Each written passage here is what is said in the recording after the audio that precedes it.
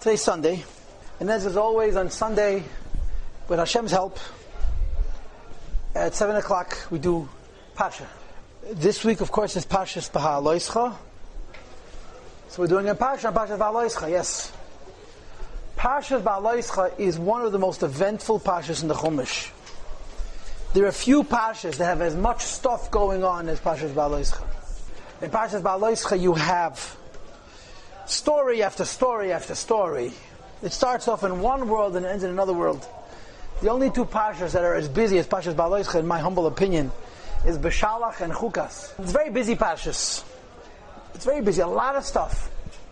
And if I may say so, maybe shouldn't say so, but it's a pretty sad Parsha. It starts off really good, where we're coming from building a Beis HaMikdash and the Nisim and the Anzlayim and Neira, and then the Levim are appointed, and it's a whole big deal. But the subplot, underneath the appointment of Levim, a guy named Korach is starting to brew and to simmer. Right? You know what it says in the Parsha? That Hashem told Moshe Rabbeinu to shave the Levim completely bare. There shouldn't be a hair on their body. V'viru sara kol b'sorim. Korach was a Levi. And you know why he was called Korach? Because he was bald. That's what Korach means. Yes, Korach, Rabbi Akiva was called Korach because he was bald. But that Korach was balded. And he was very jealous of Aaron. Because Aaron had Kohen, it says, Kashem and Ateva Lareisha, Dolazorkon Zakan Aaron. Aaron had a big beautiful beard, looked like a big rabbi. And the Levim was shaven to the last hair.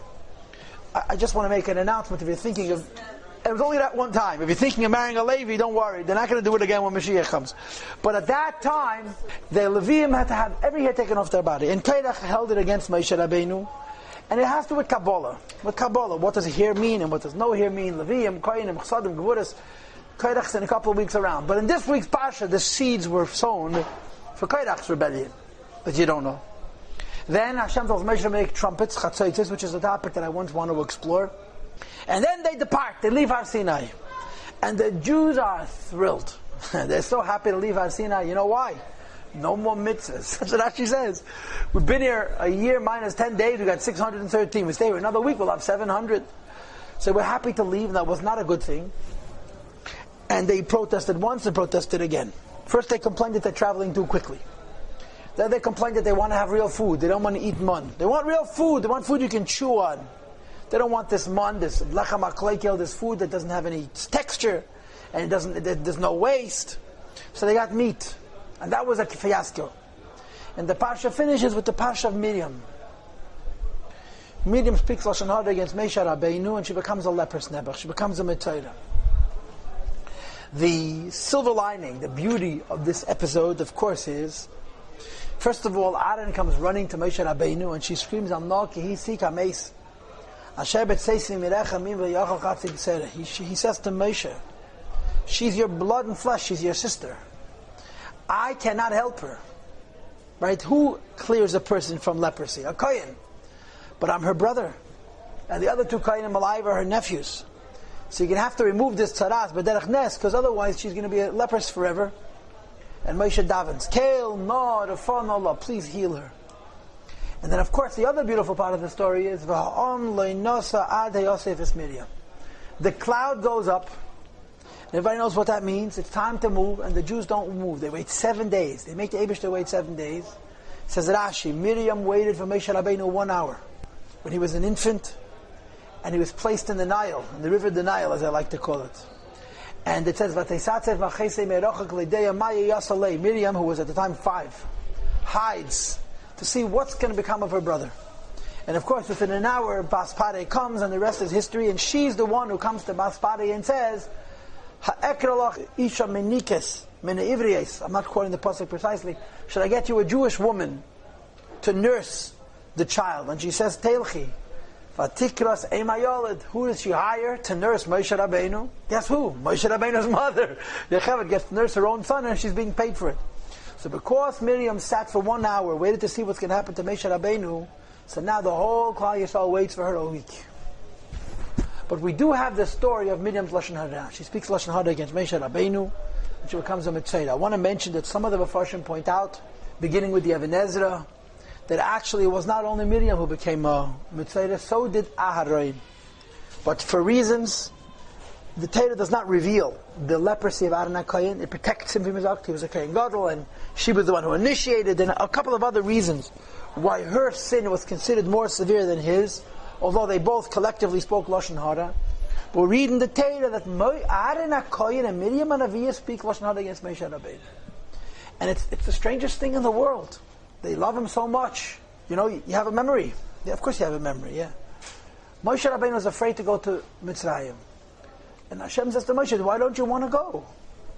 He says, I have an older brother. He's been leading the Jewish people for all these years. Now I'm going to show up and I'm going to become the leader. He's going to become my subordinate. He suffered with the Jews in Egypt. I've lived on the fat of the land, as you'll find out tonight. So I'm going to become the leader. Hashem says to Moshe, you're worried about your brother? Your brother's going to see you. He's going to be ecstatic. Believe me, he's not going to mind 1 second giving you, you be the leader. He'll be very happy to follow. So Aaron and Miriam understood that the Eibishter gave them a younger brother who was Menamayim Shisiyu, the Holy of Holies, Mamish, the greatest there ever was, who's going to take Yid Nara Mitzrayim and bring them to Matan Torah. And here they're speaking Loshon Hara. It doesn't make any sense. Aaron and Miriam should speak Loshon Hara against Moshe Rabbeinu. Doesn't make any sense. In the last 2 pages of the stack, that means pages 14 and 15. There's a 12 and 13. There's a Sikha, which we're not going to learn inside, where the Rebbe says, what was so terrible about Miriam's crime? And the answer the Rebbe gives is, when you have an issue with another person, the first thing you do is you talk to them privately. You talk to them in private. You don't gather in the street and talk to people. Miriam had an issue with Aaron, with Moshe. Aaron had an issue with Moshe. Don't go to talk to the whole world. Go approach him, talk to him, find out what he has to say. That was the crime that Rebbe says, Miriam should have understood, you don't understand something about your brother's conduct? It seems weird, it seems unreasonable, it seems extreme. Talk to him. And that was their Aveda, that was their crime. And in fact, how do you explain? What could possibly be the explanation behind Miriam and Aaron's Loshon Hara against Moshe Rabbeinu? And there's really one answer. There's a dozen answers. We're going to learn about a half dozen. I actually wrote up the summary of the class on the back page, if you can read my Polish. There's a good reason, and the reason is, but there's really one reason ultimately. And the reason is that Miriam and Aaron could not possibly understand just how great Moshe was. They knew Moshe was great, they knew Moshe was a prophet, they knew Moshe was a greater prophet than they were. But in the final analysis, they didn't appreciate that Moshe is on a different level. So much so that if they don't understand something, it's their problem. And all the different Mefarshim, they have numerous different explanations. It all comes down, ultimately, it comes down to this point that they could not possibly fathom that Moshe was as great as he was. Now what's unusual about this class is that most of the class is Kabbalah. Beginning on page 7 is Kitzvi Arizal, page 8 and 9 is a Ramemi Panu Asadam Amoris, page 10 is a Megala Amukis, page 11 is a Maimed. And the reason so much of this is Kabbalah is because the Mekubalim have such incredibly creative and distinct things to say about this. We're learning one question. What was Miriam and Aaron's Loshon Hara? Everything else, next year or next decade. Just one question. What was Miriam and Aaron's issue for which they felt Moshe was so wrong that they were justified in publicly talking about him in a disrespectful way and saying, what did our brother do here? This is the question we have. And Moshe Rabbi said, let's learn. Let's learn. Page 1, Pasuk Yud Beis, Kapitel Yud Beis, Pasuk Aleph, Vatedaber Miriam, Aharon b'Moshe.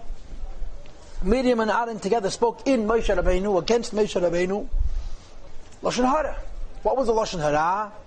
Al Oidois Ha'isha Kushis HaShalakach, about the black woman whom he took. That's the translation of the word Kushis. Ki'isha Kushis Lakach. He took a black woman. So I saw one of the Mefarshim, just mentioning this now because I'm not going to mention it later, that it says twice Lakach. Why? Because he actually married her twice. He married her in Midian. Then he left her, remember? She rejoins him in the Midbar. He marries her again. So they objected to Moshe Rabbeinu's conduct, that he took Isha Kushis, a black woman, Isha Kushis Lakach. Pasuk Beis, Vayomeru, and they said, Harak ach b'Moshe diber Hashem? Did God speak only into Moshe Rabbeinu? It doesn't say El Moshe, it says Bim Moshe. And I saw one of the Mefarshim, why does it say Bim Moshe? Because Nevuah is not spoken to you, it's spoken into you. It should say Harak ach lim Moshe diber, right? And then it should say halei gam lonu diber. It says gam bonu and bim Moshe, because when a person experiences prophecy, the words are pounded into you. You don't exactly have a choice. Harak bim Moshe. Harak ach bim Moshe diber Hashem. Did Hashem only speak into Moshe Rabbeinu? Halei gam bonu diber. He spoke into us. We're prophets too. So what's this business? Vayishma Hashem, and the Eibishter heard. And then of course the Torah goes on to say how wrong they were. How dare they speak against Moshe Rabbeinu? And the cloud of God appears, Hashem comes to speak to them, and they discover that they're mitzrayim, that they're lepers, and they start screaming, Mayim, Mayim, we need water. Oh no, we're unclean, we need water. Hashem is talking to us. And they understood right away why it is that Moshe Rabbeinu did what he did. And then the Eibishter gives them a speech, speaking about Moshe Rabbeinu. Pe'al pe'al dababei, b'marav bechides. Im yi neviachem b'chaloim dababei. You're comparing yourself to Moshe Rabbeinu. Do you know who Moshe Rabbeinu is? You're not afraid to speak. It's Moshe Rabbeinu. This is what happens. It's a very, very powerful and beautiful story in the Chumash. But we're not going to do the whole story. That would be too much. What was their Loshon Hara? So we start with Rashi. Rashi is on the first page on the left at the top. V'tadaber, says Rashi, ein diber b'chol mokum el Loshon kosher. The word diber connotes hardness. That means severe words, gevura words. As the pasuk says, diber ha'ish adeni ha'aretitanu kosher. So when the brothers came to Mitzrayim, Yosef HaTzadik spoke to them diber, strong words. Alternatively, as opposed to the word amira is soft, and he brings proofs for this as well. But it doesn't say va'toimer Miriam, it says va'tadaber Miriam, that Miriam and Aviyah spoke severe words. Next Rashi, va'tadaber Miriam v'Aharon, Miriam and Aaron spoke. Why did it say Miriam first? He pascha b'dibur tchila, she spoke first. Lefichach hegdima, turn the page please. Hakosef. Miriam spoke first. Aaron sang along. Aaron agreed with her, and therefore she's mentioned first. And what was their issue? What was their issue? Their issue was that Moshe Rabbeinu had become celibate. That means to say he stopped living with his wife. Tzipoida. Says Rashi, Uminayin hoyseyedas Miriam shepirish Moshe min isha. How did Miriam know that Moshe Rabbeinu was separated from his wife? Rabbi Nosson says as follows: Miriam Miriam was standing next to Tzipoida. When they came and informed Moshe Rabbeinu, Eldad Omeidad Mistabim B'machne. The Eldad Omeidad are saying prophecy in the camp. What's the story of Eldad Omeidad Mistabim B'machne? What's the story? They had chosen 70 prophets. They had chosen 70 prophets. Problem is, how do you choose 70 prophets from 12 tribes? The only answer is you pick 6 from each tribe. But 6 times 12 is not 70, it's 72. So every tribe put forth 6 members, 6 representatives, and they threw lots. 70 were selected to be prophets, and 2 were sent home. The 2 guys who were sent home, their names were Eldad and Meidad. They happened to be Moshe Rabbeinu's half-brothers. It's a long story. They were the children of Yocheved during the time that Yocheved had separated from Amram. Remember Amram separated from Yocheved? That he managed to have 2 children with another man, a man whose name is mentioned in the Chumash also, Tzafim ben Panoch. And these were Moshe Rabbeinu's half-brothers, Eldad and Meidad. They're from Shevet Yisachar. And they were told to go home. The other 70 prophets stayed in the Ohel Moed. They were in the camp. They were in the Beis HaMikdash. Nobody was around. So the 70 men said prophecy. Nobody knew the prophecies. But Eldad Omeidad went home. And lo and behold, right in the middle of the camp, they had a nevuah. And everybody heard what they were saying. The other 70 prophets had prophecy next to the Ohel Moed. There was nobody around to hear what they were saying. Eldad and Meidad were home. And they're saying a prophecy, so somebody came and informed Moshe Rabbeinu that these 2 guys who were kicked out of the 70 originally chosen are being prophets right in the middle of the camp. And what did they say? Moshe meis v'Yeshua machnisam lo'aretz. Moshe is going to die, Yeshua is going to take him into Eretz Yisrael. As they state in Rashi. So Eldad and Meidad had a prophecy, everybody heard it. So there's 2 issues. The first issue is they became prophets right amongst the people. So somebody comes running to Moshe Rabbeinu and says to Moshe Rabbeinu, Eldad Omeidad Mistabim B'machne, and Tzipoida hears it. And Tzipoida claps her hand and says, I feel bad for their wives. Rabbi Nosson Miriam Tzipoida was standing next to Miriam. When Moshe was informed, Eldad Omeidad Mistabim B'machne, Eldad Omeidad had prophecy in the camp. Kivan Sheshama Tzipoida Amra, Tzipoida heard this and she said, Oi, l'nishaseim shaleilu. Woe is to the wives of these 2 men. Imim niskakim l'nevuah. If they're going to become prophets, the husbands are going to separate from them. Now, of course, Judaism does not believe in celibacy at all. In fact, the din is a Kohen Gadol must have a wife. If he has no wife, he can't go into the Kodesh HaKadosh. And this need for a Kohen Gadol to have a wife is so strong, there's even an opinion in the Mishnah that says that you have to prepare for him a second wife before Yom Kippur. Just in case his wife dies, he should have a second wife, otherwise he's not qualified to be a Kohen Gadol. That's how important that a Kohen Gadol needed. We don't paskin like that day. We don't assume the Kohen Gadol's wife is going to keel over and die. But the halacha was a Kohen Gadol was disqualified if his wife died. Finished. The only person in the history of the Jewish nation who was told by HaKadosh Baruch Hu to be celibate was Moshe Rabbeinu. And there was a reason. The reason was Hashem, in relation with Moshe Rabbeinu, was Liboy Gas. Hashem spoke to Moshe Rabbeinu, like people send each other text messages all the time. So Moshe Rabbeinu was exceptional. Moshe Rabbeinu was different. Because Hashem Mamish spoke to him all the time, 5, 6, 10 times a day. And you have to be pure. To be a Navi, you have to be pure and so forth. So Hashem says to Moshe Rabbeinu, you should be celibate. But nobody else. Not even Mashiach. Not even Eliyahu and Navi. Not Elisha. Just Moshe. So Tzipora doesn't understand this. She thinks any woman whose husband becomes a Navi, their marriage is on a certain level over. So she gets very, very upset. She's living without a husband. Now these women live without husbands. And Miriam says, what? What are you talking about? So Tzipora says, yes, since Hashem told Moshe Rabbeinu, no more. We shouldn't be living together. And Miriam says, excuse me, I'm a prophet. I have a husband. Aaron is a prophet. He has a wife. Where did he get so holy, this Moshe Rabbeinu? Our little brother. This is what Miriam says. Umisham yada. And she therefore knew Miriam. Vehigida la'Aaron, 6 lines in. Page 2, Rashi on the left. She told Aaron, and she objects. What do you mean? I'm a Navi. My brother is a Navi. We all are married. We live normal lives. Why did Moshe Rabbeinu separate himself? And of course, she was wrong. Why was she wrong? Because Moshe had been given a direct instruction by Atzam and Hossein Baruch Hu, he should stand with him. Moshe was different. But Miriam did not appreciate this. Miriam felt that Moshe Rabbeinu was acting, as they say, unilaterally. He was making these decisions on his own, that Moshe Rabbeinu made the decision that he's going to become very holy. And Miriam says, this is not Yiddishkeit, this is nonsense. So she speaks Loshon Hara, and we know the rest, she becomes a Metzeda, and so forth and so on. Next Rashi, Ha'isha HaKushis, I went down 1 line. If you've lost me, I'm on page 2 in the stack, on the upper left, actually 7 lines to back. He refers to Tzipora as being black. Why is Tzipora considered black? Magid teaches us, Shakel maiden biyafia. Tzipora was as gorgeous. Kishem Shakel maiden b'shacharus shel kushi. Everybody knows that a black person is black.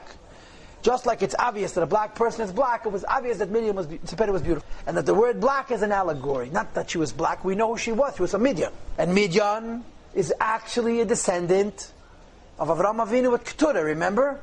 She was from Shem. She was a descendant of Avraham Avinu.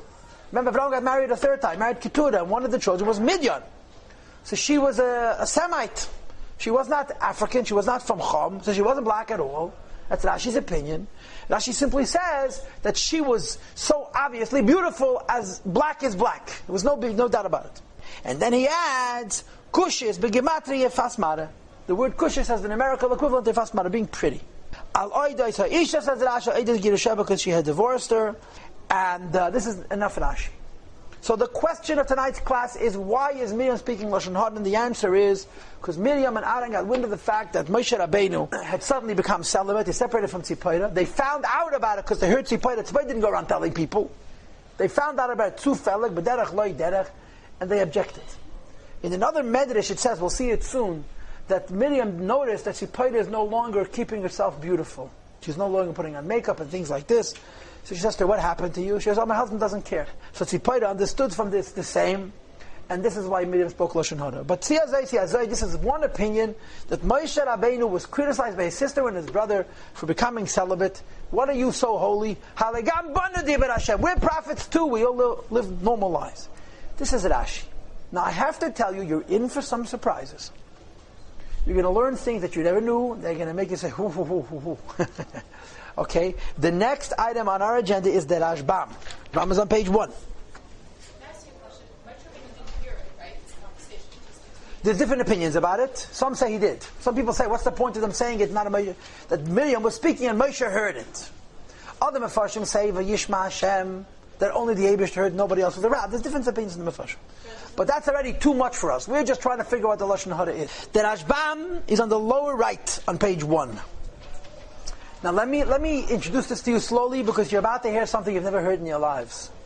Moshe Rabbeinu left Egypt at the age of 12 or 13. You know the story? He killed a Mitzri. Remember that story? When he grew up, he killed a Mitzri. Pilate tried to kill him. He ran away. He was 12 or 13 years old.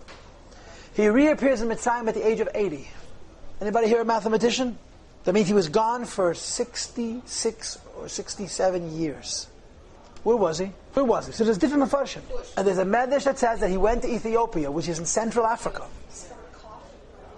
Pardon? Oh, really? Okay, I'm learning new things. I thought coffee beans were discovered in South America, but okay. Central Mamish, Ethiopia is on the east coast of Africa, but it's in the center of Africa. It's below, Moshe Rabbeinu ran all the way to Ethiopia, and the weird medrash that he encountered a king who had gone off into battle, and the king returns, and he sees that his position has been taken over by guess who? Bilam. Remember Bilam? The same Bilam, the same troublemaker who got Moshe Rabbeinu in trouble in the first place. He heard that this king went off into battle. He came, he took over the country, and he surrounded the city with forces. On one side he put snakes, on the other side he put fire, on the other side was a water.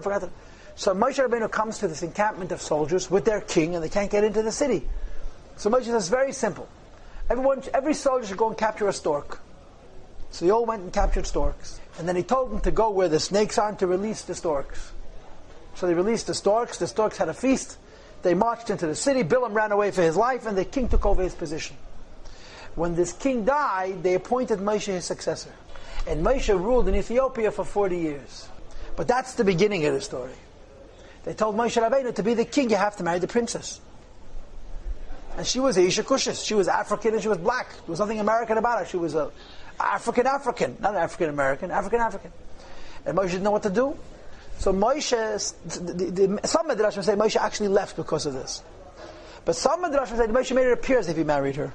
But he didn't live with her as man and wife. And Miriam and Aharon are speaking Loshon Hara, and Moshe Rabbeinu lived with a shiksa. Miriam they accused Moshe Rabbeinu of having lived with this Ethiopian princess. What a surprise. All of a sudden it comes up out of the blue. Mitamo. They're criticizing Moshe Rabbeinu for something that occurred 50 years earlier, 60 years before, that no one said a word. Now they're criticizing him. Look at the Rashbam. Hakushis him mishpachas Chom. She was from the family of Chom. Ki isha kushis lokach. He took a isha kushis, which means literally a black woman. Kediksiv b'divrei hayomim de Moshe Rabbeinu. It's written in the Chronicles of Moshe Rabbeinu's life, which is of course not in the Torah. Shemolach beretz kushar ba'im shana. He was king in Ethiopia for 40 years. V'lokach malka achas, and he took a princess. But v'leishachav ima, he didn't live with her. And what was the Loshon Hara? They assumed that Moshe was actually married to her, and she wasn't married to her at all. They had no relationship whatsoever. And they spoke Loshon Hara, and the Loshon Hara was not about the fact. The Loshon Hara was based on the fact that they assumed that he had lived with her. Next piece, ki isha kushis lachach. He took a isha kushis. V'chi ad ata lo yadainu ki Tzipora Midyan is he. Did we not know that Tzipora was from Midyan? Says the Rashbam. V'eid, moreover, turn to page 2 at the top. V'eid shuva ki lo hoitza kushis. She was not black at all. She was a Midianite, and so forth and so on. Okay, so Rashbam is enough. And therefore they hold that they spoke, what they're trying to say, what the Rashbam is trying to say is, the fact that Moshe Rabbeinu was accused by his brother and his sister of living with Isha Kushis, which is this Ethiopian princess, couldn't possibly mean Tzipora, because Tzipora was not black. Tzipora was a Midianite. And he says in the next line, which I underlined, Umidyan mibnei Ketura shod Avram. She was actually the descendant of Avraham Avinu. And therefore, the Rashbam disagrees with Rashi completely. Rashi says that their complaint was that he separated from Tzipora. And they brought up old Loshon Hara, Maisa mit Yoren Tzirik. Why all of a sudden? Why all of a sudden? It's very hard to understand why all of a sudden. Perhaps you'll see later on why all of a sudden.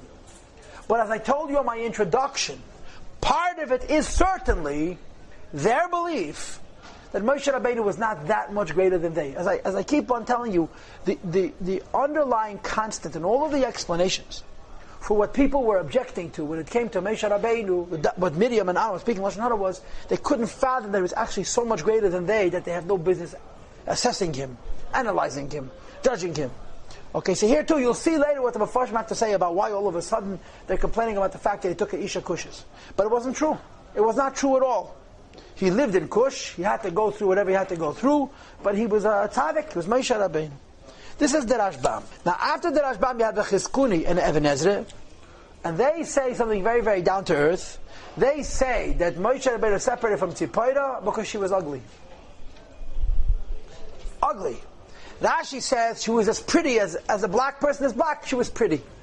The Even Ezra and the Chizkuni both say no, Isha Kushis. All of a sudden she got ugly, you married her when you lived in Midian, when you needed her father's help. Now all of a sudden, Yagan Samacha, you separate from her. That's what it says in Even Ezra. That says in Chizkuni. They're both on page 2. I don't want to read you the whole long arichas. But look at the Even Ezra where I made my arrow. Page 2. I made my arrow in the Even Ezra. Vayosha be'enai, it's my opinion. Shizua kushis hi tzipaira. That this kushis, this black woman was actually tzipaira. Ki hi Midyanis. She was from Midian. And he holds not like the Rashbam. Rashbam said that she was a Midianite from Avraham Avinu. And he holds Midyanim and Yishmaelim. And the Midianites were actually Arabs. They live in tents, like what do they call themselves? The Bedouins. And I'm skipping one line. They live in the heat of the sun, so they're very, very dark complexion. A very dark complexion. So Isha Kushis, according to Even Ezra, is actually Isha Kushis, not like Rashi says, because Even Ezra holds that she was a Midianite, not from Avraham Avinu, which she was actually an Arab. And when you live out in the sun for so long, you become very, very dark. So they object, V'tam ki Isha Kushis lokach. The Even Ezra makes the point that Moshe Rabbeinu stayed away from Tzipora because he found her unattractive. And the Chizkuni is directly opposite the Even Ezra on page 2 on the right where I made the arrow. Al oidas ha'isha kushis amru lama pirish achshav me'ishtei. Why did he suddenly separate from his wife? Isha kushis because she's ugly. Isha kushis loka pashas nisu. When she married her, she was the same thing. Why all of a sudden? Enough. So you have 3 Rishonim's commentary on Moshe. Why did Moshe? What was their criticism? It all had to do with marriage. Rashi says they criticized for separating from Tzipora, who was gorgeous, because of Nevuah. And they objected to that and said we're also Nevi'im. Even Ezra and Chizkuni said separate from Tzipora, they assumed it's because she was ugly, and of course it had to do with Nevuah. And the Rashbam says on Maisa with Ethiopia, that they accused him of having been married to a shiksa princess, and therefore he was not as great as he was trying to make himself be perceived. 3 pshatim in Rishonim. Okay, and I don't think we're going to have too many more, but we're going to enhance this further. Now on page 3 you have an Abarbanel. We're not going to read the Abarbanel. I just printed it here because I wanted to decorate the Sikh. No, the Abarbanel's interpretation is very comprehensive. He brings everybody, all the different Mefarshim, and synthesizes them. He puts them all together. So I printed it and I enumerated it. If you want to read it, it'll be easy. We're going to go to page 4 and read the Tur. Okay, this is a 4th explanation, which is actually different than the others, at least than 2 of the other 3. And he says like this, V'yash Mefarshim, this is the Balaturim, V'yash Mefarshim, there are those who hold, Sheyichichu Oysa, that they gave Moshe Rabbeinu Musar al Shalai Haisam Yuchases, that he married a woman who didn't have good yichus. V'amru, when they said, Maila yesh lanu al Moshe mitadishtay. We, that means Miriam and Aharon Hachayim, are better than Moshe Rabbeinu in terms of who he married. Because she doesn't have a good yichus, she was a Midianite. Ulegnusa amru kushas, they called her black to embarrass her, say she has deficient yichus. Because Miriam and Aharon Hachayim married great miyuchas. V'nachnu balayachas megdeli ador. We, Miriam and Aharon, were great people, and they married into very honorable families. Miriam Hanaviah married Kalev ben Yefuna, as you know, right? And Aharon Hachayim married the sister of Nachshon ben Aminadav. Like he goes on to say, V'ata gamkin ishtecha miyuchas aches Nachshon. So Miriam and Aharon start saying, excuse me, Moshe is so great. We have milas too. We married the children of big tzaddikim. And Moshe Rabbeinu married a Midyanis. So this, Balaturim, gives a 4th basis for the Loshon Hara that Miriam and Aharon spoke against Moshe Rabbeinu, that they were protesting the fact that it wasn't such a big miyuchas. So then you're going to say, yeah, but he was a prophet. We're prophets also. Now, of course, the question again becomes, why all of a sudden, was mit amal? All of a sudden, Miriam and Aharon were speaking Loshon Hara. They couldn't find a better thing to talk about that right now than this. But be that as it may, that's a 4th explanation. On page 5, we have an Hachayim HaKadosh, and he says more or less the same thing, that they criticized Moshe Rabbeinu. They found things flawed about Moshe Rabbeinu. This is the answer to your question. You see what I'm reading? The arrow. They spoke straight to his face. It seems reasonable that they told him straight to his face. What was the point of speaking Loshon Hara about Moshe Rabbeinu if he's not around? So they spoke to Moshe Rabbeinu directly, and they criticized him. And the Torah says, "Vayishma Hashem." Hashem was listening to him criticize Moshe Rabbeinu. Beis harak ach beMoshe. Hashem has spoken only to Moshe Rabbeinu, that he's making himself so big. We're also prophets. Razal amru achin verakin miyutin. Anytime you have the word ach or the word rak, it comes to minimize. The word rak and the word ach, they interpret it to mean that Moshe Rabbeinu's actions will affect a blemish in them, in Aaron and Miriam, and even in the others. Hashem, that the Eibishter spoke through them. So they spoke Loshon Hara against Moshe Rabbeinu, and they said Moshe Rabbeinu's conduct, and I guess that means Moshe Rabbeinu's conduct of separating from his wife is going to make us look bad, and it's even going to make the others look bad. Second column, and another Loshon Hara is possible. They wanted to minimize, to diminish Moshe Rabbeinu's prophecy, and they did it in two ways. Aleph, he didn't become a prophet till the age of 80. Now skip down a few lines. And number 2, the day he became a prophet, he became a leper, and of course that explains why Miriam becomes a leper. What do we have? We have 4 or 5 different explanations or opinions about what was Moshe Rabbeinu being criticized by his brother and sister in public, as it says here. Rashi says that he separated from his wife because he was a Navi. We're Naviim too. Chizkuni and the Avineder say he separated his wife because she was ugly. Rashbam says that he married a shikse with 50 years before. The Torah says they objected that he married a woman who was not miyuchesed. She didn't have good genealogy. And the Hachayim says, amongst other things, that he only became a prophet at the age of 80, and on that day he became a mitzvah. These are the different interpretations, more or less in Pshat, that I found, and I looked through my whole stack of Sfarim that I have on Torah. The only one I didn't read through because it was so long was the Chassam Sefer. But from what I could gather, that's pretty much it. The class begins now. Turn the page. Page 7. This is a shtickle kitzvah Arizal. It's a piece of Arizal. Now you'll notice that whoever worked this class over decorated the page. I'm not going to read Arizal inside with you for more than one reason. I'll tell you the second reason first, because I'm not sure what it says. The first reason is because we don't have enough time. Now, of course, it's helpful not to have enough time when you have no idea what's written here. But I'll just put it to you this way. The Arizal says that all the biggest tzaddikim married women who were tzidkaniyos. But every woman who was a tzidkaniyos had a le'umazeh, had a counteract, had an opposite. And there was a temptation, there was a test, that they should marry their le'umazeh, the other woman. For example, Yaakov Avinu married Leah. He could have married Timnah. Who was Timnah? Timnah was a princess from the family of Seir, and she was Yaakov Avinu's great niece. Her father was Eliphaz ben Esav. She was a princess, and apparently it says in Chazal that there was a question of Yaakov Avinu possible marrying Timnah. And the Arizal explains that Pikabal that Timnah is the Liyumazeh of Leah. Timnah is the Liyumazeh of Leah. The Liyumazeh is the Klipa opposite. So Yaakov could have married Timnah and he married Leah. Yosef HaTzadik could have married Potifar, or Bas Potifar, and he married Osnas. So he explains also a Pikabah that this was Zel Yumazeh. Yosef could have married so-and-so and he married Osnas. Moshe Rabbeinu was the same thing. There was this Isha Kushis, there was an Ethiopian princess, and there was Tzipora. They spoke Loshon Hara because they said to Moshe is not like Yaakov and Yosef. Yaakov could have married Timnah, he married Leah. Yosef could have married Potifar, he married Osnas. And Moshe Rabbeinu married this Isha Kushis. And they had proof that he's not going into Israel.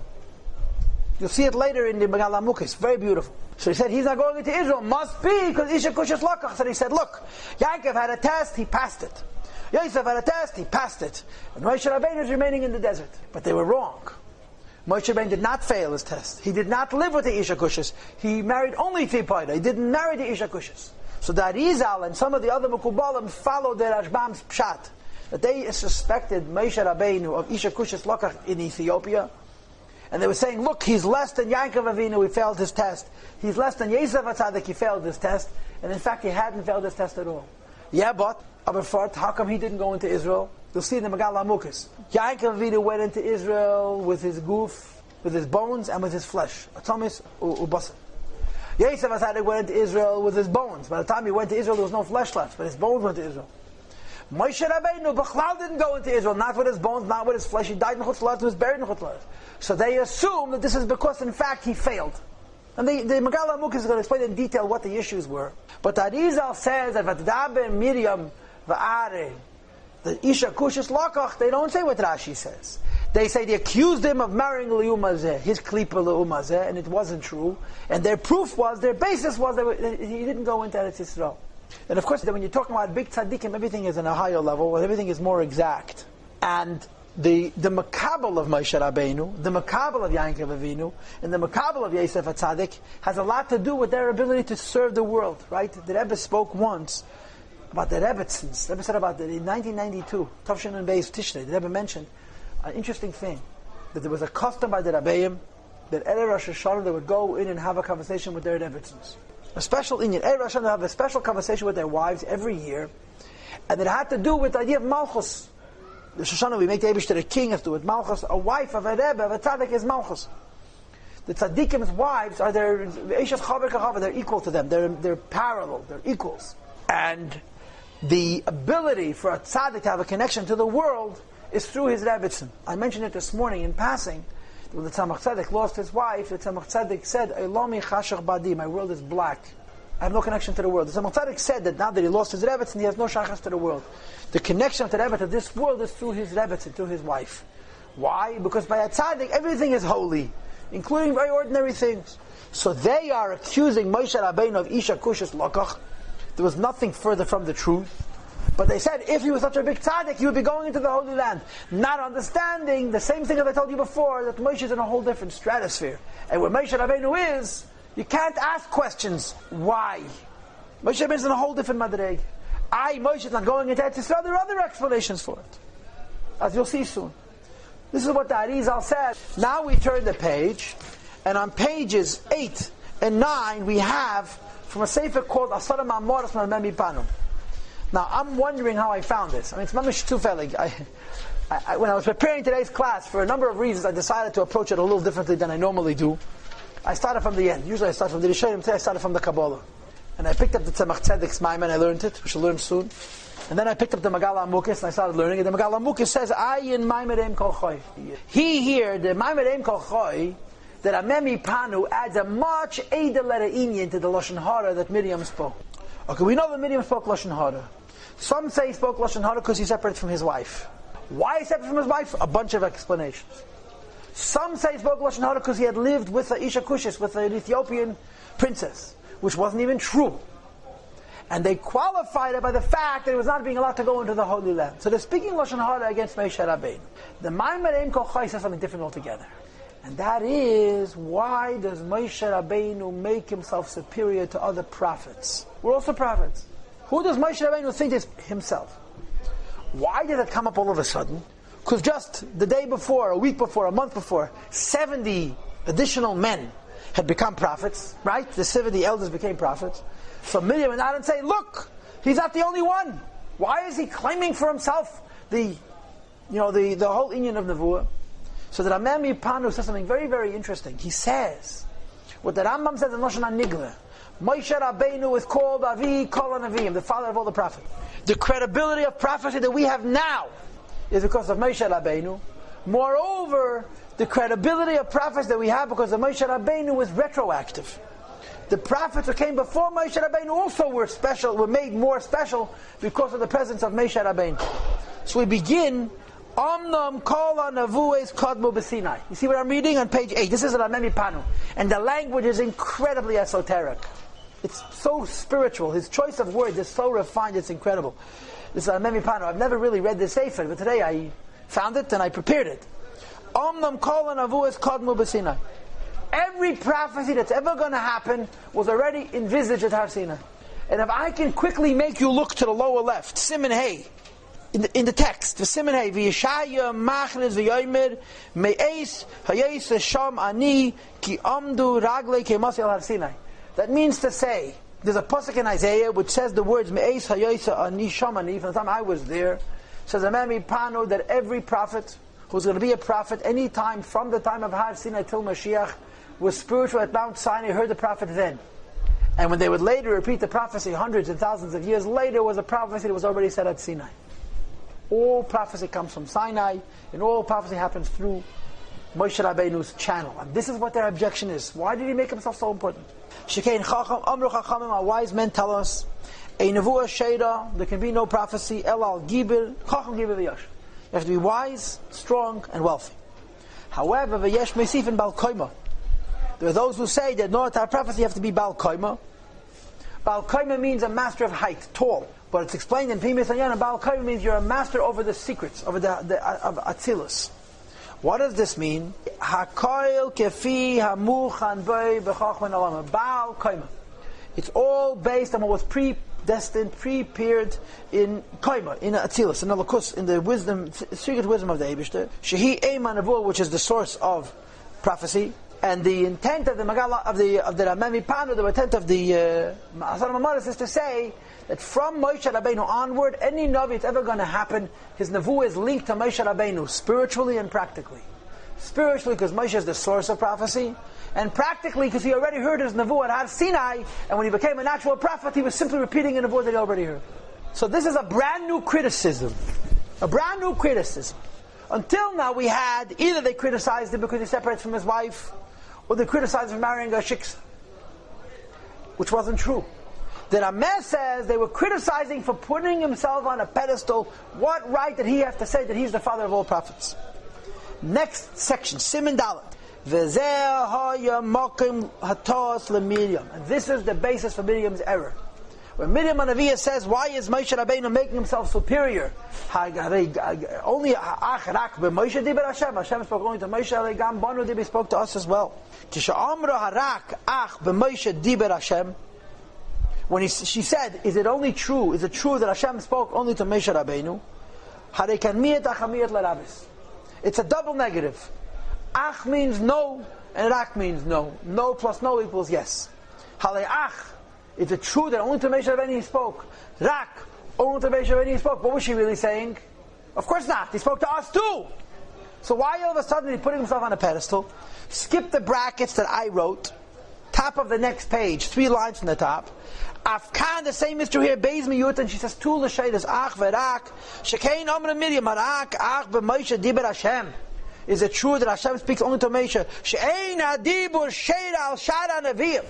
Is it true that no other person will ever become a prophet? Ela yedei tzinur hanevuah hamushash b'Moshe.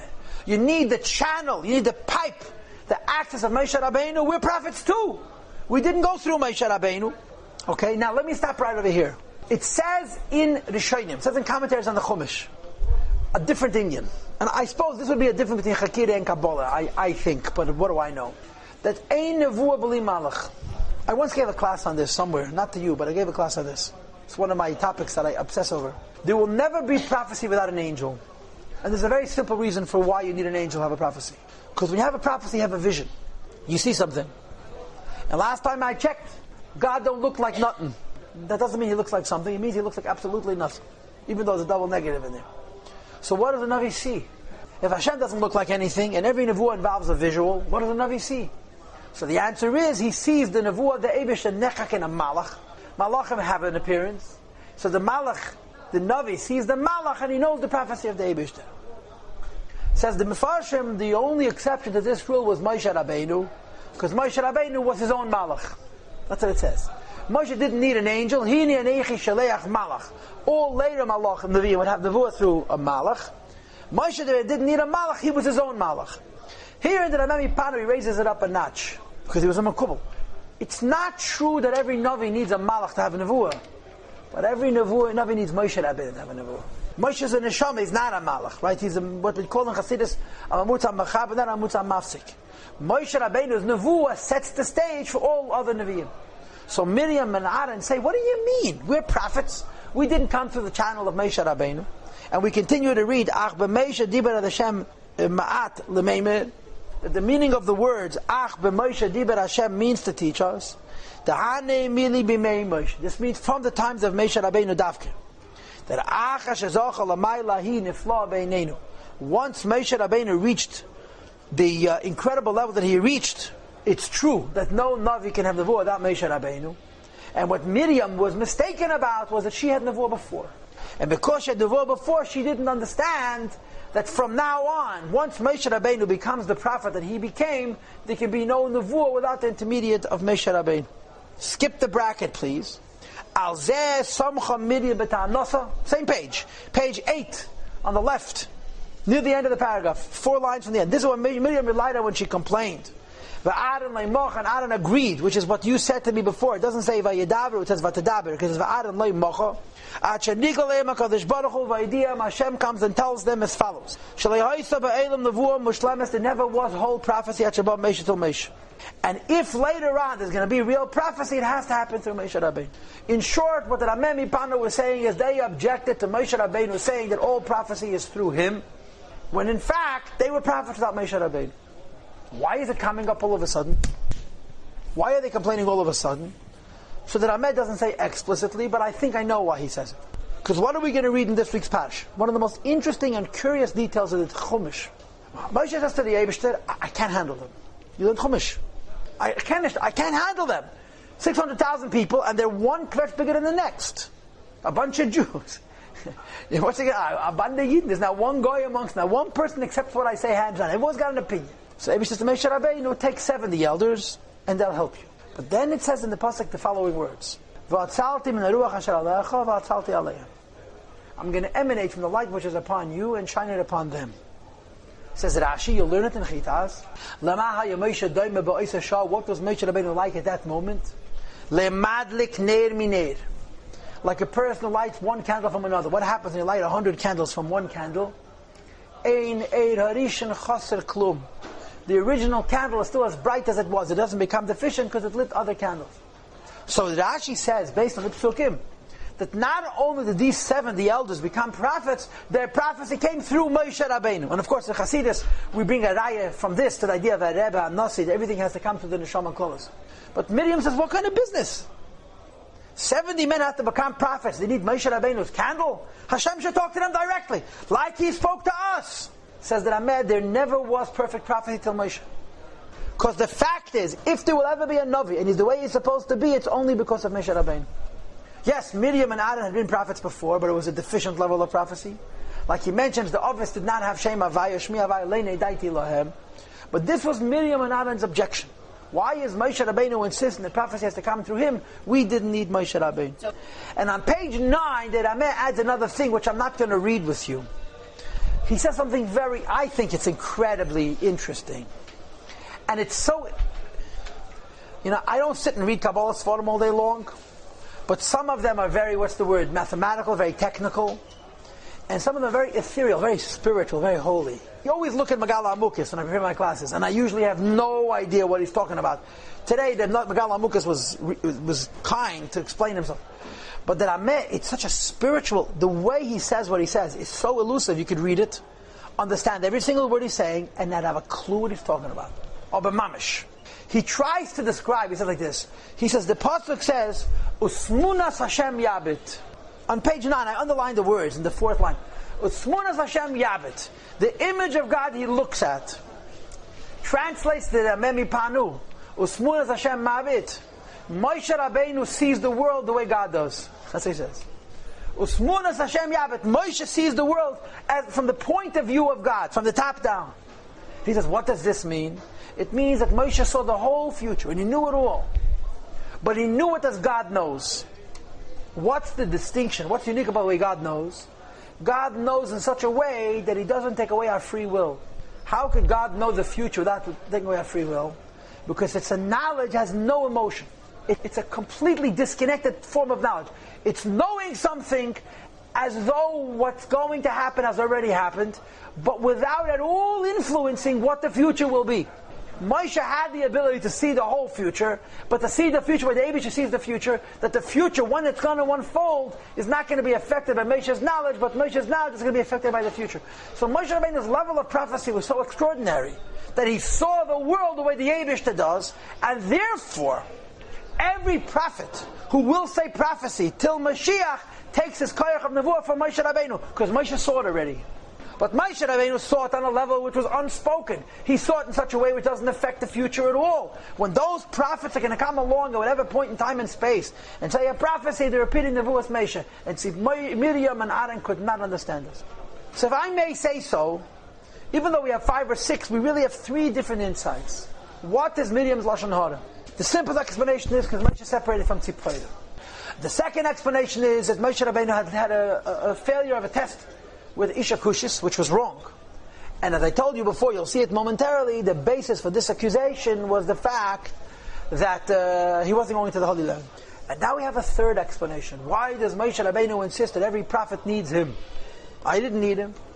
And what they didn't understand is that Moshe Rabbeinu is in a different stratosphere as far as Nevuah is concerned. He's like God when it comes to prophecy. And all prophets come from him. And as I told you before, this is the Rameh speaks in language of Kabbalah. The Rambam said it in English, in Halacha. The Rambam says, Moshe Rabbeinu is called Avi, Kol Neviim. Any Jew who will ever be a prophet from now till Mashiach and even before, we believe them because Moshe Rabbeinu existed. And Moshe Rabbeinu's prophecy is undeniable. It's absolute. It's concrete. Okay? So this is what the Rameh says. I think this is interesting. If you turn the page, so on page 10 you have the Mglamks. Now the first paragraph of the Mglamks is the paragraph that is based on the Rameh that I just read. So I'm not going to read it again with you inside. But I'll just repeat. The word ach means however. The word rak means only. Both of these terms, ach, however, and rak, only, are a miyut. What does a miyut mean? They narrow something down. Ach, only in this case. Rak, only, it minimizes it. But there's a rule in Torah that says miyut acher miyut larabas. When you have 2 words that both minimize one after the other, it's to add. Ach is a miyut, rak is a miyut.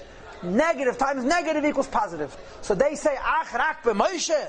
Negative, only to Moshe he spoke. Gam banu divrei. So their objection is, why is Moshe Rabbeinu insisting? At the 70 elders become prophets because of Atzalti Meruach Asher Olecho Atzalti Aleim, that their spirit comes from the spirit of Moshe Rabbeinu. Wait a minute. We didn't get prophecy from Moshe Rabbeinu. We got prophecy before he was born. Miriam was a prophetess when she was 5 years old. She was the reason Miriam, Yocheved, and Adam remarried. Remember? I didn't need Moshe Rabbeinu. Why all of a sudden is Moshe Rabbeinu in the intermediate? And what he didn't understand is that was a new union. It was a new Ma'amid HaMatzav. There's another Meferish that I saw, and it could be that it's someplace in the Rameh here that I didn't get to it, who says something slightly differently. That the Emes says the 70 elders should never have been selected. And that the reason the 70 elders were selected is because the Yidden had failed to appreciate the greatness of Moshe Rabbeinu's Nevuah. And therefore, there had to be another layer. Had the Yidden appreciated the greatness of Moshe Rabbeinu's Nevuah, there would not have been 70 elders altogether. But the second pshat in the Mglamks is very interesting. What's so incredible about it is it's mamish ashtikal chassidus. And he says like this: Miriam and Aharon knew that Moshe is not going into Eretz Yisrael. But although they knew that Moshe is not going into Israel, they did not know that they're not going into Israel. At this juncture, Aharon and Miriam think they're going into Israel, and Moshe is not. Why? Because they heard a prophecy.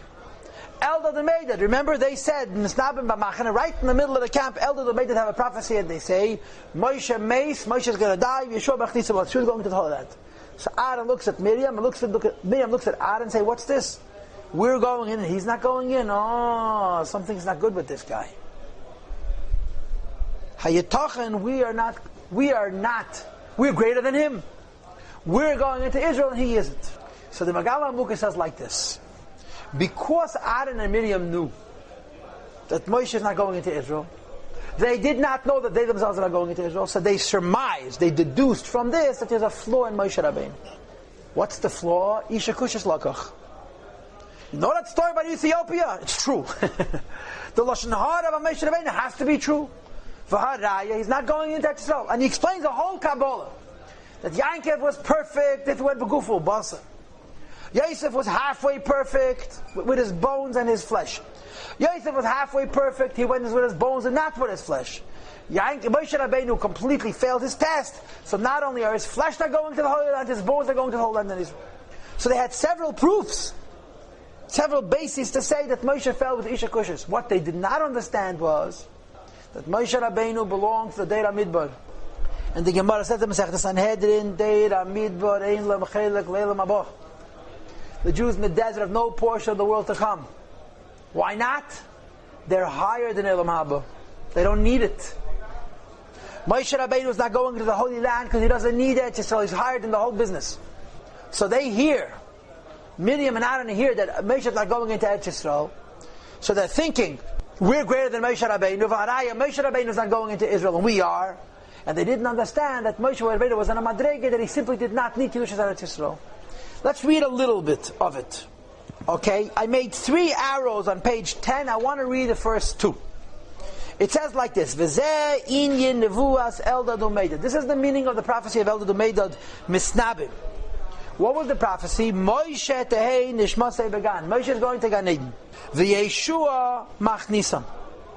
And Yeshua is taking them to Eretz Yisrael. V'loi hayu yedim matam shalei yikanes le'Eretz Yisrael. They did not know the reason why Moshe is not going into Israel. Ki adayin layadu gzeira sel. There was not yet the decree of hitting the rock. The other people who heard that Moshe is not going into Israel, they thought, Hatam, the Zayah says, why is Moshe Rabbeinu not going into Israel? Because it says in Zayah on the Pasuk, Hayesh ba'etz im ayin. Im yesh ba'etz Yisrael eitz chayin im ayin. Does Eretz Yisrael have the madreg of eitz hachayim or not? Because she'ein ba'etz Yisrael eitz hachayim. If Eretz Yisrael does not have the tree of life, Moshe does not deserve Eretz Yisrael, he's higher than it. Ki Moshe, the Samach Riba Delay, Moshe Rabbeinu and his generation are me'alma da'asa ina that have to do with Eilam Haba, ve'einon tzrichen Eretz Yisrael, not they're being punished, they don't need Eretz Yisrael, Kedas Rabbi Kiva in Sanhedrin, De'iramid ve'einon chelek Eilam Haba, she'einon tzrichen, they don't need it. So again, Miriam and Aharon Hachayim are accusing Moshe Rabbeinu of a sin. Right? What's the sin? Amaisa with Ethiopia. Why? Because he's not going in and they are. What they didn't understand is that Moshe Rabbeinu was so much higher, he's higher than Eilam Haba. So we have a number of explanations, 2 explanations of Pi Chasidus to this story. The first explanation of Pi Chasidus is, why does Moshe Rabbeinu position him that every Navi has to be through him?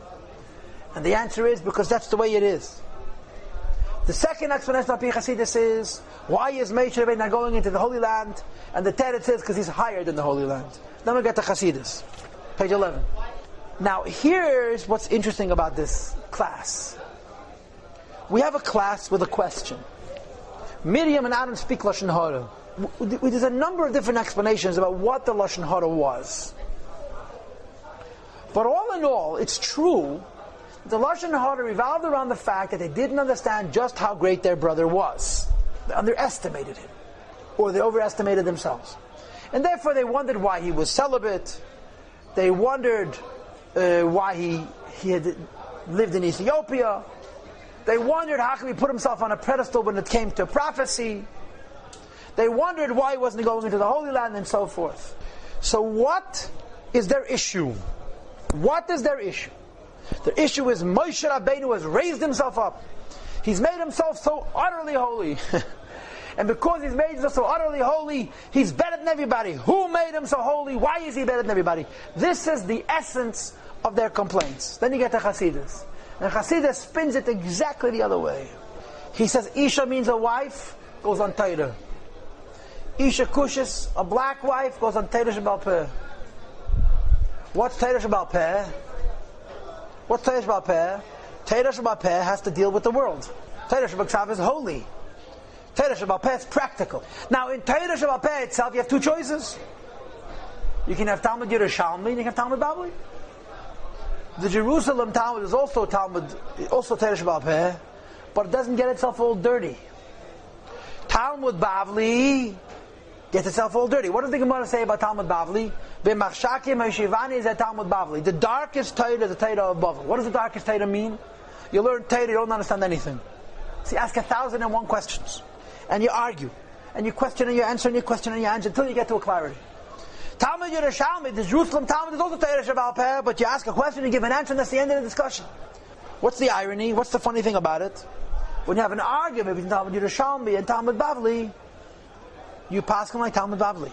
So Aharon and Miriam are saying, what's our brother doing? that Isha Kushis Lokach, that he's not satisfied with Torah Shebiksav. He has to learn Torah Shebal Peh, which means, in other words, he doesn't want to live in a holy world. He insists on living in a practical world. We forgive him. But Isha Kushis has to be black? Has to live in the lowest practical world? It's not enough a practical world which is like Talmud Yerushalmi, where there's still sufficient light that you have clarity right away. He has to dafka insist on Talmud Bavli. So they're objecting to Moshe Rabbeinu. What's their objection? Their objection is not why Moshe Rabbeinu was so holy, like it says in Kabbalah. Their objection is, why does Moshe insist on going down in such a low world? But to daber Miriam Aharon b'Moshe. He's learning Torah. So he decides, let me put it to you in modern terms. In other words, Moshe doesn't only want to learn Kabbalah. He doesn't only want to learn Hasidus. He wants to learn Dafka Halacha, Dafka Nigla. But that's not enough. He has to learn Nigla on a level where you can argue 1,000 ways and get yourself all confused, get yourself all messy. Why can't Moshe, he's such a holy man, he has Ruach HaKodesh, why does he insist Dafka on learning Torah on a dark level? And what's the teretz? Exactly the opposite. Moshe Rabbeinu wants to go into Israel. What do we know about Israel? Israel is the real world. What do you know about the real world? The real world is a world where light is concealed, and you have to struggle to give clarity. And this is what Miriam and Aaron don't understand. In other words, everything I said to you before, backwards. Moshe Rabbeinu more than them want to go into Eretz Yisrael. Because Moshe Rabbeinu understands the idea that you have to bring Torah to darkness. And this is what he was into. And Miriam and Moshe, I don't understand. This is a Jew who has the highest of Ruach HaKodesh. Wallow in Kabbalah. Extol yourself from the exalted. And he insists on Isha Kushis. He insists on learning Nigla. You want to hear a cute word? I'll tell you a word. There was a chassid named Rabbi Isaac Humler. And Rabbi Isaac Humler knew 3 Lubavitcher Rebbeim. The Alter Rebbe, the Middle Rebbe, and the Tzemach Tzedek. So he said once, the Alter Rebbe always had Ruach HaKodesh. The Middle Rebbe has Ruach HaKodesh whenever he wanted. Tzemach Tzedek has Ruach HaKodesh from time to time. And then he added, sometimes you don't want it. Amal is best than Nishtam Ruach HaKodesh. He said the Alter Rebbe had Ruach HaKodesh constantly. The Middle Rebbe had it at his disposal when he wanted it. The Tzemach Tzedek sometimes he doesn't have it. And sometimes that's good. Sometimes you don't want to have Ruach HaKodesh. Amal is best than Nishtam Ruach HaKodesh. And there's a story which is an interpretation of this Maaseh, where the Rebbe Rashab asked the chassid to explain a maimer to him. So the chassid says the Rebbe needs me to help him with a maimer to figure it out by himself. So the Rebbe Rashab said, yeah, I know, I figured it out by myself, but I wasn't sure if I figured it out because I have Ruach HaKodesh, or I figured it out because it makes sense. So I ask you, because I know you don't have Ruach HaKodesh. If you understand it, then I understand it. If you don't understand it, maybe I don't understand it, maybe I see it. So think about Moshe Rabbeinu. Moshe Rabbeinu, who has more Ruach HaKodesh than Moshe Rabbeinu? And he insists on Isha Kushis. If I may say so, turn off the Ruach HaKodesh, turn off the Nevuah, and in wallow in Torah Shebal Peh in darkness. And as the Maimon says, not enough Talmud Yerushalmi, Dafka Talmud Bavli, and Aaron and Miriam and say, why are you getting yourself so filthy? You're Moshe Rabbeinu. So they're objecting to Moshe Rabbeinu, but the Hasidus interpretation of Moshe's objection is the diametrical opposite of Kabbalah's. Kabbalah says they objected because why is Moshe making himself so holy? Hasidus says, why is he descending so low? And what is the answer? Moshe Rabbeinu understands the world of the Eibush is brought to fruition by cleaning up the darkness. So I don't want to read the whole page with you because it'll take too long. But I want to start from Ach. Ach must be 12 lines from the bottom of page 11 where I made an upside down L. Ach loi she Miriam v'Aharon dibru al Torah shel pechas v'shalom. God forbid to say that Moshe and Miriam and Aaron disagreed with Torah Shebal Peh. Now, we know there were tzdukim, there were heretics who didn't believe in Torah Shebal Peh. But those heretics who didn't believe in Torah Shebal Peh needed Torah Shebal Peh because they couldn't understand Torah Shebal Ksav. Miriam and Aaron had Ruach HaKodesh, their divine inspiration. They could have known how to paskin halachas without Torah Shebal Peh. But they understood that for some people, Torah Shebal Ksav is not alone. You can't be Jewish with Ruach HaKodesh alone. You got to learn the books. You have to understand them. The teretz is azoy ki yesh b'Torah Shebal Peh beis madreges. There's 2 levels to the oral Torah. There's 2 levels to the dark Torah. Ha'alef al derech Talmud Eretz Yisrael. The first, like the Jerusalem Talmud, and Abayz al derech Talmud Bavli, the Babylonian Talmud. shenikra b'machshake ma'shivani, which is called being placed in darkness. Skip the reference. V'hainu shebe'eretz Yisrael. I circle that word. In Israel, masigim halachas psukes. They understood the halachas. It was taka darkness. It's Teira Shabal Peh, but bildi kushes v'tirutzim hari. Not a lot of questions, not a lot of answers. Avol beBavel is circled if you lost me. Hayasukim bepilpul. In Bavel they argued about everything. It's darkness, because the questions are a lack of understanding, and their objection to Moshe Rabbeinu is Moshe needs Teira Shabal Peh. Okay, Teira Shabal Peh is a part of Teira. That's enough Talmud Yerushalmi. Moshe says, no, Talmud Bavli. We're going to ask 1,000 questions, and we're not going to understand, and we're going to talk, and then we're going to figure it out. Why? Because the greatness of Moshe Rabbeinu was, not that he was so holy, he was that too, but the greatness of Moshe Rabbeinu was that Moshe Rabbeinu understood that in the final analysis, what matters is bringing the Eibishter down. And in Torah, it's the darkness of Torah. Teira Shabal Peh. Miriam and Aharon don't understand it. So here is another example, Rabbi Isai. Look, I gave you a class. I was sitting here 1 hour and 13 minutes and 29 seconds. Okay, a long time. We asked one question: what was Miriam's Loshon Hara? So we have approximately a half dozen explanations of Nigle, 7 explanations of Kabbalah. Really, the explanations all Kabbalah. This whole class is Kabbalah. We had an Arizal, we had a Rameh, we had a Mglamks, and a Maimer. But both the Rameh Panu and the Mglamks said what? Why is Moshe making himself so holy? It says Chasidus and the Tzemach Tzedek.